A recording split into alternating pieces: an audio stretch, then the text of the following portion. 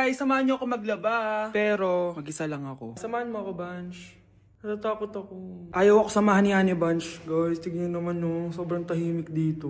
Ito na yung mga lalabhan, guys. And syempre, naglalaba tayo dito. Di naman tayo mayaman para araw-araw magpalit at bumili. Guys, nasa 8th floor na ako. Grabe, nakakatakot, oh. Parang may umubo.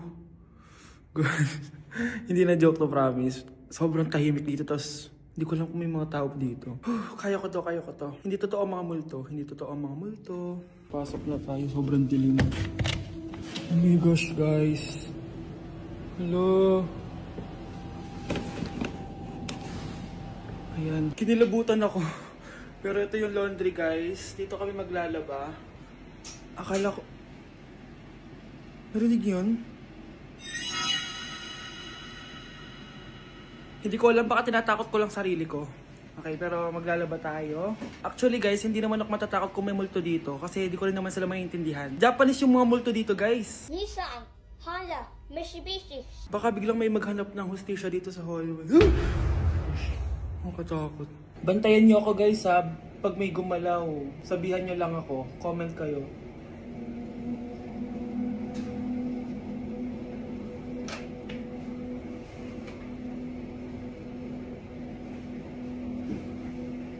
Babalik na ako sa hotel, guys. Hindi ko na kaya. Babalikan ko na lang yun mamaya. Guys, kinikilabutan pa rin ako. Babalik na ako sa room. Balang kayo dyan!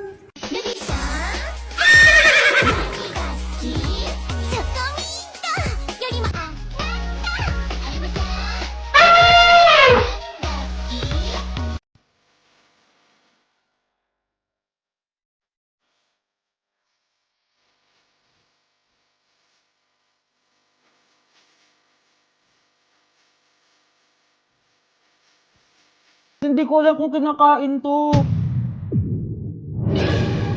Trying viral TikTok snacks! Let's go! Dumating na sila! Lahat ng mga papakita ko dito, hindi sponsored. Baka naman. Ang una natin titikman ay may 1.3 million sold sa TikTok shop. Wow, grabe! Buksan na natin. Ang laki pala niya. Parang mukha ko na to. Wow. Wow, amoy damo. Lasa siyang Coco Crunch, tapos lagyan mo lang ng matcha sauce. For me, i-rate ko to ng 7 out of 10. Okay, next, etong Mamon from China, and super sikat na ito, promise. Ano to? Kinakain ba to? Ito yung mga nasa sapatos, di ba? Kasi hindi ko alam kung kinakain to. Pag di ko na-upload to, ibig sabihin alam nyo na.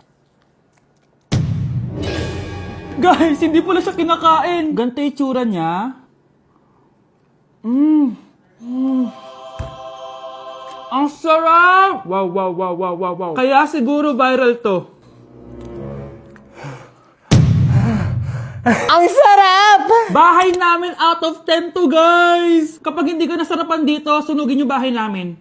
Okay, etong next natin is merong 2.1 million sold sa TikTok shop. Grabe, ang dami nun! Paldo kayo, ha? Eto na sila, guys. Bumili ako ng 2 cookie, etong matcha, and eto black asteroid. So, galing to ng space? Hindi! Masarap siya! I-rate ko tong flavor na to na 8 out of 10. Okay lang siya. 6 out of 10. Okay, next na tayo. So, meron tong 300,000 sold sa TikTok shop. Tikman natin kung lasa ba talaga siyang chicharon. So, ganito yung tsura niya. Mukha siyang chicken skin. Parang mas masarap to kapag may suka. Honey Bunch! Tikman mo na. I-rate ko to ng 9 out of 10. Etong next natin, palagi ko to nakikita sa FYP ko. Kaya i-try na natin. Charan! Amoy gatas niyong powder. Ganito yung tsura niya. Parang may naglalaban sa loob ng bibig ko. Pero di kanya pinaglaban. Pero di ko kaya! Masarap siya and i-rate ko siya ng 9 out of 10. Okay, last natin natitikman itong fruit and vegetable na chips. May ganun pala. So, ito yung laman niya. Assorted siya, guys. Una natin titikman ito. Di ko alam kung ano to. Mukha siyang tubo. Feel ko nalunok ko yung mga braces ko. Okay lang yung nauna ko natikman. Ito parang sweet potato. Parang magkakalasa lang silang lahat. Iba lasa niya to. Durian! Kaya pala parang may amoy. I-rate ko to ng 5 out of 10. Hindi ko siya masyado nagustuhan, pero malay nyo kayo magustuhan nyo, di ba? In fairness ha, matibay yung braces ko. Kung meron pa kayong gustong ipatikim sa akin, i-comment nyo lang dyan. Yun lang naman guys. Bye! Kinulong po ni nanay si Scarlett sa bodega. Ha? Anak? Anak? Walang iya talaga yung tita mo. Anak, sorry kung ngayon lang ako nagpakita. Pinakulong kasi ako ng babaeng yan! Deserve mo makulong! Ikaw ang ikukulong namin dahil child abuse ang ginagawa mo. Ano? At hindi mo na din makukuha ang 50% ng mana. Hindi pwede! Nay, masaya ako na nandito ka na. At hindi na din tayo maghihirap dahil sa pamana ni tatay. Masaya din ako, anak. Siyempre kasama ka dito sa Manta.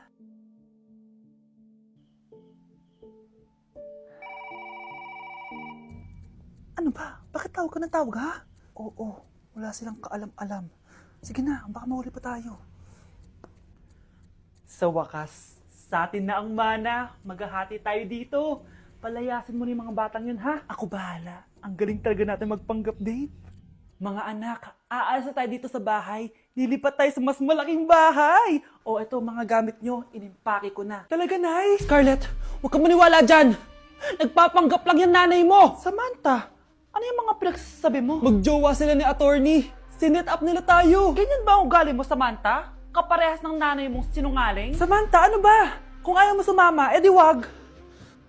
Sige, kung totoong anak mo talaga si Scarlett, saan at kailan mo siya ipinanganak? Ang dali naman yan. Edi sa Manila. Pinanganak ako sa ibang bansa.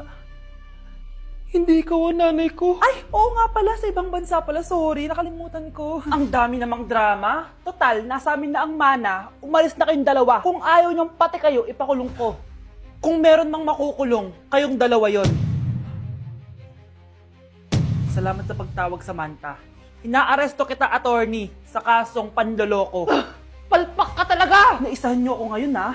Hindi pa ako tapos sa inyo. Talagang sinira mo yung sarili mo, attorney, para sa pera. At ang dami mo na palang naloko. Samantha, huwag na tayong maghiwalay, please. Oo, Scarlett. Dito lang ako palagi sa tabi mo. Kayong dalawa, mag-ingat kayo palagi, ha? Gamitin niyo na maayos sa pamana ng tatay niyo. Salamat po. Nakikiramay po ako sa pagkawala ng asawa niyo. Masakit para sa amin ang pagkawala niya. Kailan pala namin makukuha yung mga ipapamana niya sa amin? Ipaprocess pa po namin yun, ma'am. I-update na lang po namin kayo. Sige po, attorney. Sakit ng pagkawala niya. Nay, tignan mo, may medal ako. Oh, ano namang paki ko dyan? Di ka ba proud sa akin? Hindi. At wala akong paki sa'yo. Iniwan ka na ng tatay mo, di ba? Kaya pwede ka nang umalis dito. Bakit ka ba ganyan sa akin, Nay? Huwag mo nga ako matawag-tawag na nanay dyan. Kadiri! Hindi kita anak. Ang nanay mo, wala na. Malandi kasi. Nay, gutom na ako. Ay, gutom na baby ko. Wait lang, mag-order ako ng steak for you, ha? Yay! Steak, my favorite! Ampun lang pala ako. Nasaan na yung totoo ko, nanay?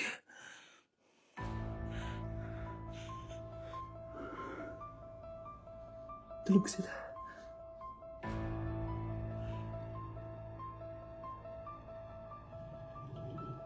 Nasaan na yun? Ito ba si nanay? Ay! Sino ba ito tumatawag na to? Muntik na yun. Attorney? Hello ma'am, may update na po sa ipapamana ng namatay niyo pong asawa. Sige. Punta ka dito sa bahay. Sa wakas, ito na yung araw na pinakahihintay ko. Hoy, ikaw! Pag dumating dito si attorney, magtago ka. Hindi niya pwede malaman na may isa pang anak ang asawa ko. Sige po. Ma'am, nakuha na po namin yung last will and testament ng asawa niyo. Ang nakasulat po dito ay, ang 50% ng kayamanan niya ay mapupunta po sa inyo. Ha? Mali ata yan, attorney. Dapat 100% ang mapupuntang kayamanan niya sa amin. Kami lang ang pamilya niya eh. Bali ma'am, ang nakasulat po kasi dito ay ang isang 50% po ay mapupunta sa isa niyang anak. Ano? Baka yan yung isa naming anak na nawala? Oo, sa amin na lang yan. Ako ang isa pang anak ni Ramon. Mga anak ko, I got a new bag. Nay, Bumili ka na naman? Ilang araw na tayong walang makain. Tapos inunom pa yan? Nay, nagugutom na ako. Kayong dalawa, wala kayong karapatang magreklamo ha? Alak lang naman kayo ng tatay niyo sa una niyang asawa. Tatawag ko kay tatay. Akin na yung cellphone mo. Hindi mo na ito makukuha sa akin. Ate, natatakot na ako sa kanya. Oh, ito, kumain ka na. Ate, ganito na lang ba talaga buhay natin? Hindi. Hahanap ako ng paraan para makausap si tatay. Love, padala ka naman ng 50,000, oh. Magbabayad kasi ako ng tuition ng mga anak mo. Tapos, ang dami pa nilang pinapabili. Tay, hindi totoo yan! Sinungaling siya! Wala na siya. Akala mo talaga makakasumbong ka? Talagang sinusubukan mo ko, ha? Walang iya ka talaga, tita! Ayan, diyan kayo